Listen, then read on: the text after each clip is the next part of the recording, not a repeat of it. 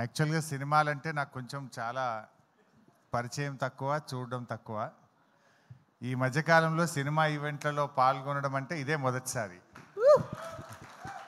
అయితే మా సీనన్న, మా రసమయి, శ్రీనివాస్ ఈ ప్రోగ్రాంకి రావాలి అన్నప్పుడు రాకేష్ గురించి తెలుసుకున్న తర్వాత ఈ ప్రోగ్రాంకు వెళ్ళాలనిపించి రాకేష్ను ఆశీర్వదించడం కోసం ఈ కార్యక్రమానికి నేను వచ్చాను. ఒక మారుమూల పల్లెలో పుట్టి ఒక గిరిజన తండా నుంచి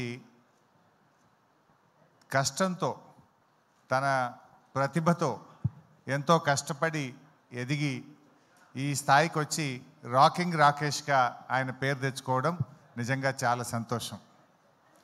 జబర్దస్త్ షోల ద్వారా తెలుగు ప్రజలందరికీ కూడా పరిచయమై చాలా జబర్దస్త్గా రాకేష్ ఎదిగాడు.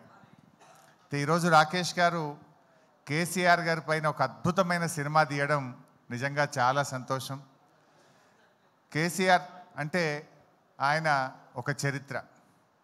తెలంగాణ రాష్ట్రాన్ని సాధించడమే కాదు, ఈ రాష్ట్రాన్ని 10 ఏళ్ల పాటు అద్భుతంగా అభివృద్ధి పథంలో నడిపించిన నాయకుడు కేసీఆర్. ఇప్పుడే హైదరాబాద్ మీద ఒక పాట పాడారు చరణ్ గారు, సాకేత్ గారు, చాలా చక్కగా పాడారు. I congratulate them. నాకు వారి పాట చూస్తూ ఉంటే ఒక పాత జ్ఞాపకం ఒకటి గుర్తొచ్చింది. రజనీకాంత్ గారు ఒకసారి హైదరాబాద్కి వచ్చినప్పుడు 22 సంవత్సరాల తర్వాత నేను హైదరాబాద్కి వచ్చాను, నేను హైదరాబాద్లో ఉన్నానా న్యూయార్క్లో ఉన్నానా అన్నాడు. అంటే కేసీఆర్ గారు పల్లెల్ని అభివృద్ధి చేశాడు, హైదరాబాద్ను అద్భుతంగా అభివృద్ధి చేశాడు. అభివృద్ధి అనేది మనం చూసే భౌతికమైన అభివృద్ధి కాదు, ఆయన సామాజికంగా, సంస్కృతి పరంగా ఈ రాష్ట్రాన్ని అన్ని రంగాల్లో కూడా అద్భుతంగా అభివృద్ధి పథంలో నడిపించి ఒక దిశను ఈ రాష్ట్రానికి, కొత్తగా ఏర్పడ్డ రాష్ట్రానికి చూపిన నాయకుడు కేసీఆర్. నిజంగా ఈరోజు దేశానికి దిక్సూచిగా తెలంగాణ నిలబడ్డదంటే అది కేసీఆర్ గారు చేసిన కృషి. అయితే వారి కృషిని, వారి పోరాటాన్ని ప్రజలకు చూపించే ఒక గొప్ప ప్రయత్నం రాకేష్ చేసినారు. జనరల్గా ఎవరైనా అధికారంలో ఉన్నప్పుడు పవర్లో ఉన్న పార్టీకి సినిమా తీస్తారు, కానీ అధికారంలో లేకపోయినా సినిమా తీశాడే, అది ఆయనలో ఉన్న నిజమైనటువంటి ప్రేమ అనుకోవచ్చు, దమ్ము అనుకోవచ్చు, ధైర్యం అనుకోవచ్చు. బట్ తప్పకుండా రాజకీయాలు వేరు, కేసీఆర్ ఇస్ సంథింగ్ డిఫరెంట్.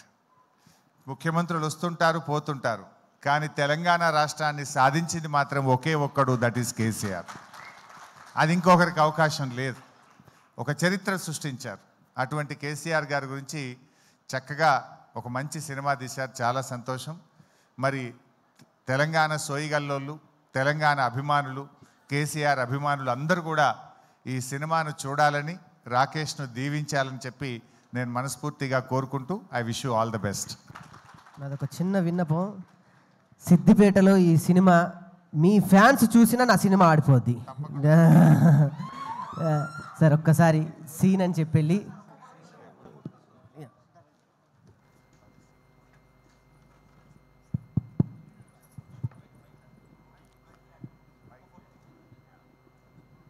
ఇప్పుడే విచ్చేసిన ఎమ్మెల్సీ గోరెటి వెంకన్న గారు